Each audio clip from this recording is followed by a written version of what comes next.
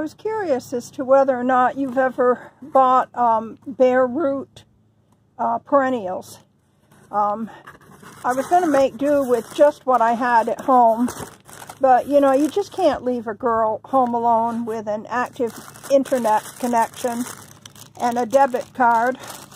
So since I had some spots in the garden and I thought that I was not going to be able to get out to get much this year, I went ahead and ordered these mail order things. The first thing is they always tell you open immediately. And that's really important because these have come out of refrigeration. And if they've been in the mail for 3-4 days or up to 10 days, they're already probably sprouting. These are a couple of hardy cyclamen. They're hard bulbs, so I'm not so worried about these sprouting. So I'm going to put those in over here in this shade garden that I'm developing. I'm famous for finding an empty spot, and in fact I'll show you. So I had this empty spot here between these things that are starting up, and I thought, oh, I'm going to stick them right in that hole. And then I got grubbing around a few minutes ago. See that tag? Well, okay, so I guess there really is something there. And I do this every year, buy things, and then find out that I'm digging something up to put something else in. So I probably spend a whole lot of money on plants that I then turn around and kill. This is a Bareroot cranesbill. And I'll open these up later on so you can see what they look like. But you may be able to even see through the bag that there's starting to be some sprouts. This is a begonia that's going to go in one of my pots over here, so I'll just set that aside. Okay, so I have a catmint here. This is kind of a ground cover plant. I've simply pulled the pine straw back, and I'm going to dig a little hole here. Not too deep, because these things are only supposed to be planted an inch or two deep. And there's a little bit of my tree root, so we don't want to disturb that. This is another Bareroot. I'm going to just dump this peat moss that it came shipped in right on top of my backfill dirt so that that will enrich it just a tiny hair. And you can see here that this is the old stem sticking up above the root. So I do need to make my hole a little bit deeper and a little bit wider here, because this is a longer guy than we anticipated. So if I'm going to have that crown down just an inch or so, I don't want to dig the hole too deep, because then the perennial will sink and it will rot. So I don't want it real loose on the bottom. I want to spread these roots out the best that I can. Hold the crown at about the level that I want it, and then start backfilling some of this soil, trying to get some of that peat moss mixed in with it the best that I can. Take the big chunks out, any sticks or rocks or anything like that that you run across.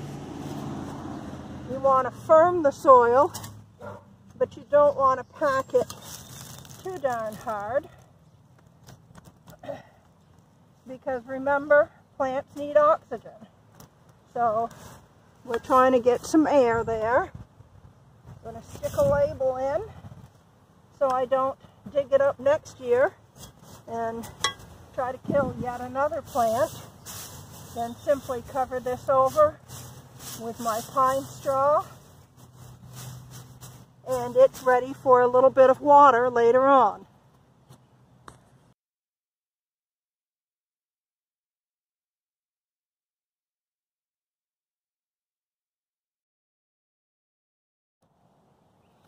So I've smoothed and got the lumps out of the soil. Now I'm just going to put a little bit of pine straw back over it. I've got my two plants here together. I'll come back down and water them. This is what a crane's bill looks like. And so the one that I just put in blooms much later in the season. As you can see, this one is starting to bloom already. So I'll just smooth this up a little bit and we'll call it done.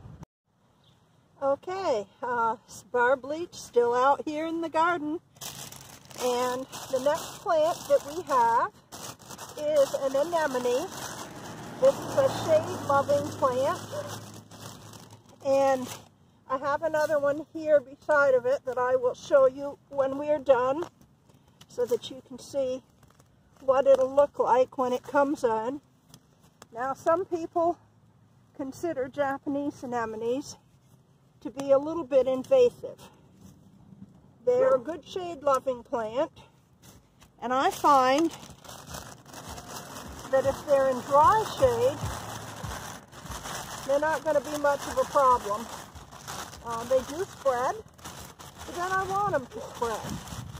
And if they get a little too wild, I'll just thin them out a little bit. Gardening is not as easy as putting it in the ground and then walking away.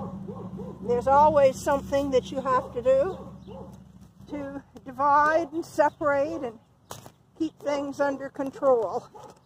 So it's a process, is all I can say. And I like the process. I enjoy keeping after it every year. So we're going to sink him down in the hole again, where the crown or the top of it is an inch or two below the soil line. We're filling our soil in, kind of packing around there to give it some support.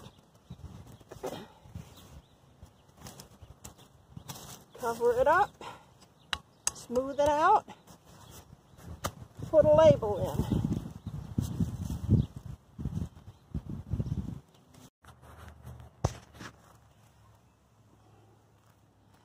So here is the anemone that I just planted, and you can see that I have just covered over this area with pine straw. Over here is last year's anemone that my friend Janie gave me. This is a white one. The one that we just planted is white with kind of a reddish eye. This area, though it is shady right now, doesn't get shade all day. This is an evergreen plant that I've got in here. This is called a Lenten rose or a hellebore, and it blooms actually closer to winter. It's very much on the tail end of its bloom, but it's a good companion. You can see that it has spread quite a bit throughout this bed. I've got a little azalea in there. We've got another azalea over here that looks like it is past its bloom period. We got a few ferns and things. So this area earlier in the day gets a fair amount of sunshine, but then late in the afternoon like this, it's quite shady, and it's shady in the morning. And this vine on the fence is what they call a sweet autumn clematis. So it'll grow all the way down this length of this fence for probably 20 feet or so, and give me some great fall color, some white bloom. And then we're just looking back up the hill towards the house. I don't want to get too sidetracked here, but since I was right down here, I thought I would show you this little corner garden. My neighbor had to cut a tree down last year, so it left this very shady corner in a fair amount of afternoon sun. So I put in, there's my little hokey iris with the hokey colors on it. Go Hokies! We've got some coral bell with the red leaf down here. A hosta that, because it is variegated, seems to be taking this amount of late afternoon sun. This is a Stokes aster. A little bit of a daylily in here. This is going to be a little climbing rose once he gets going. another coral bell, some Japanese irises, some lily of the valley, more hellebores, daylilies. So this little garden is starting to fill in. It was pretty much just planted this spring, and I've got things fairly well jammed right in together here, but that's okay. I like that cottage garden look. Let me show you this real quick before I dig another hole. Those wascally wabbits have been chewing off my plant. They're always chewing something, and unfortunately that's something that we all have to deal with in the garden, is four-legged creatures. Okay, this next plant is an Asiatic lily. You can see the actual lily bulb here with this new sprout coming up off of the top. So I've had to dig my hole fairly deep. You want to go about 3 times the depth of the bulb. And even though it's been pouring for days, you can see that the soil from the bottom of the hole is still fairly crumbly. Normally I would have waited another day to plant these, but as I said, you want to open your package immediately and get them right in the ground. And it is going to rain again tomorrow. So there's one thing that is true of gardening, and that is that you cannot do it on your schedule. You must do it on nature's schedule. So that means that you have to make it a priority and drop what you're doing just to get out here and get things done sometimes. Now, I want to get as many of these lumps out as I can. There's a nice big old fat earthworm. I'm encouraged to see that. But you notice that that thing had a long sprout on it. So I have to be very careful and just pack around the edges when I'm firming this up, because I don't want to damage that new sprout. Being a lily, it has one growing point, and that's pretty much going to be it for the year. So if I damage it, though the bulb itself will probably survive, it is not going to perform for me this first year. So here we go with my next lily down the hole. As I said, you want it about 3 times the depth of the bulb. I want to be careful not to damage this sprout, if I can possibly do that. And I wanted to show you my little shovel. Now, you know, most of us at garden have got some sort of a shovel. But this little guy, you can see how he stacks up beside of a hand trowel.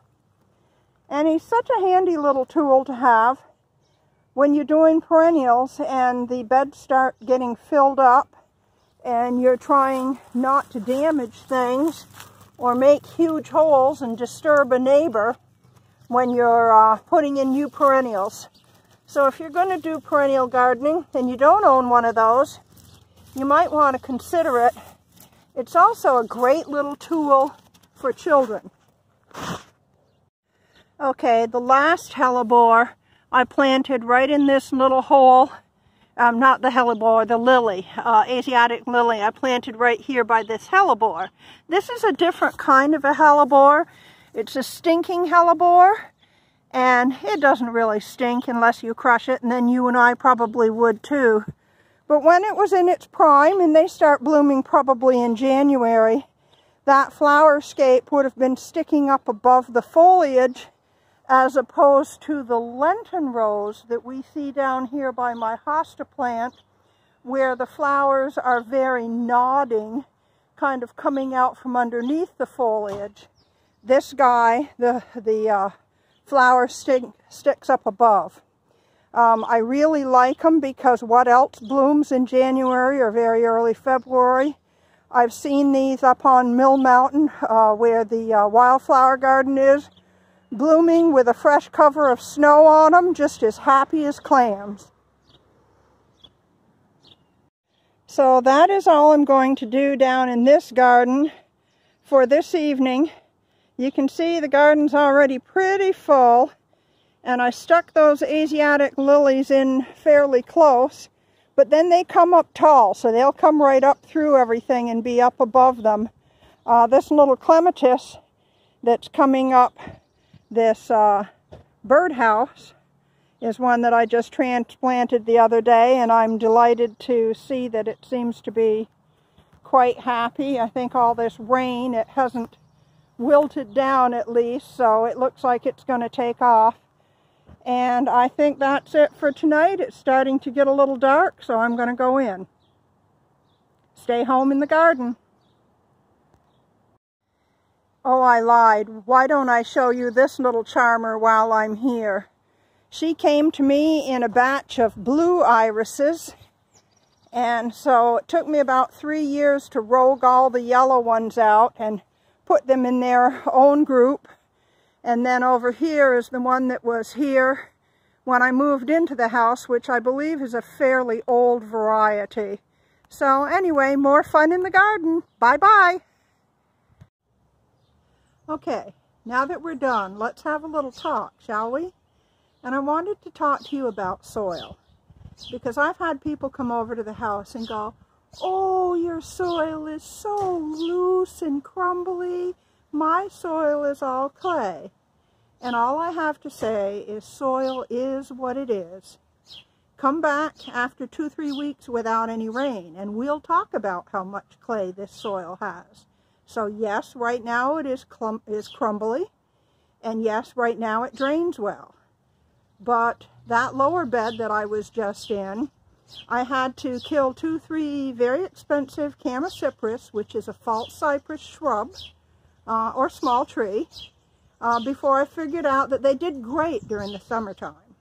But come winter, when all the rain and the snow melted down off the hillside and kind of collected in the bottom, and it was really cold, I would lose them year after year. So I finally smartened up and put things down there that could take a little more water.